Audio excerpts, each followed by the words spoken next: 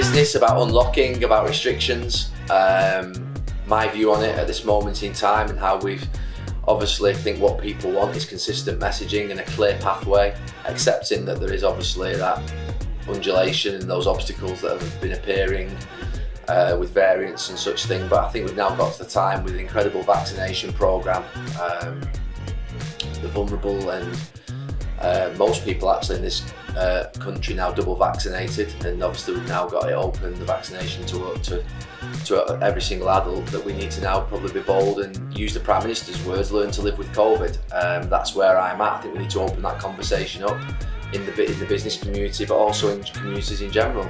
I think we've become obviously quite reliant upon the government messaging in the last 18 months, and rightly so, but I think now it's got to a point whereby as a population we need to start having that conversation about where we're going if we don't unlock and remove restrictions beyond the double vaccination of most of this country. Yeah, I thought it was fantastic. I mean, we know Gary's a great speaker from being on TV anyway, but it was insightful.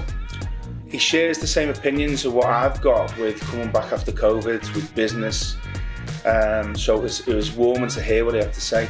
He's got a few successful businesses, obviously, and it's good to take that away. We've got offices in Manchester, so we share the same opinion. Well, you know, normality is the key. There's too many people that are scared of coming back to normality. I've got a few staff that obviously are on the edge. Some still want to work from home, some want to come back to the office. We've sort of done a workaround and we've been flexible with it. But obviously with the UnitedCity project, we've looked at, you know, everyone getting back to normality, and that's the key. I came over today as a Liverpool fan. I came over today because I really admire Gary Neville, which is a weird thing to say when you're a red nose. But I think he's a sensational speaker who isn't afraid to voice an opinion and is just incredibly knowledgeable, clearly incredibly hardworking, and I think he's brought the characteristics he learned from Sir Alex into his business life, and I think he'll do incredibly well in whatever he does, apart from Villarreal, obviously, which he acknowledged. But sensational, absolutely sensational. I loved him anyway, but I love him even more now. I think downtown have always been innovators. I think they've always been the first to do things. I think they're not afraid to take a risk, which is something Gary touched on in his Q&A. And I think the time is right. I think, you know, they followed all the protocols. They've been ahead of the game right throughout the pandemic. They've been ahead of the game right throughout the 20 years. Yeah, wow, Gary Neville. Now, great footballer, fantastic pundit, but what a switched on guy. You know, some of his points that he made were really sort of provoking. I mean, you know, you sit there and you think, yeah, he's right. And I kept sitting there like the Churchill dog going, yeah, he's right, nodding away. No, brilliant event, some really, really great points made, and Gary Neville for Prime Minister. Well, I think that a lot of the conversations that were happening today were things which have sort of been lurking in the back of a lot of people's minds, and they were really sort of pulled out. I mean, even afterwards, when we all sort of sat around the table and talking about some of the things that you know, that Gary was talking about, was really, really, really interesting. I mean, some of his views, which are on football, a lot of the guys didn't sort of totally agree with around the table, but everything else he said was absolutely spot on. Yeah, there's been an impact upon property, but there's also been an impact upon many sectors, just generally. And you know, we accept that. At the beginning, everyone was very cautious, and absolutely rightly so. You know, the death rates that were increasing were a tragedy.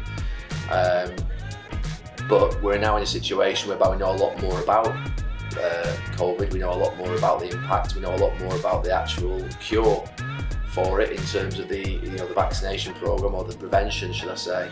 And I think that we're in a situation now whereby we have to look at it differently. And I think in terms of the sort of economy and general feeling, I think people are in a good place.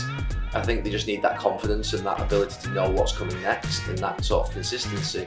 Because I don't think that people are thinking, oh, we're going to be a bit tentative in the next few years. I think we're still so close to the previous recession, going back to the banking crisis, that no one wants to go back there. Everyone wants to still keep a thriving community, thriving cities, thriving economy. And I think that I feel confident about things, even though everyone's got a lot more debt probably than they have before.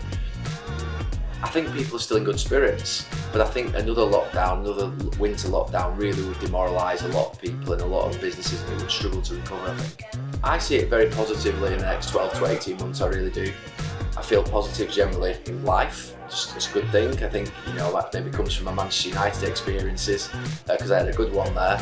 That you've got to wake up every day enthused and confident and ready to go, and you know, attacking the day. And I suppose even in the last 12 to 18 months, where it's been not as easy for everybody to actually have to, you know, be at home and locked in, and all the various things that we've had to contend with, I still feel coming out of it we'll be stronger, and that we'll be positive, and that we can go for it. So I say it's that leadership, it's that consistent message, and knowing where we're going, and the fact that we're learning to live with COVID and removal of restrictions is going to be critical in this next 12 to 18 months to build confidence back.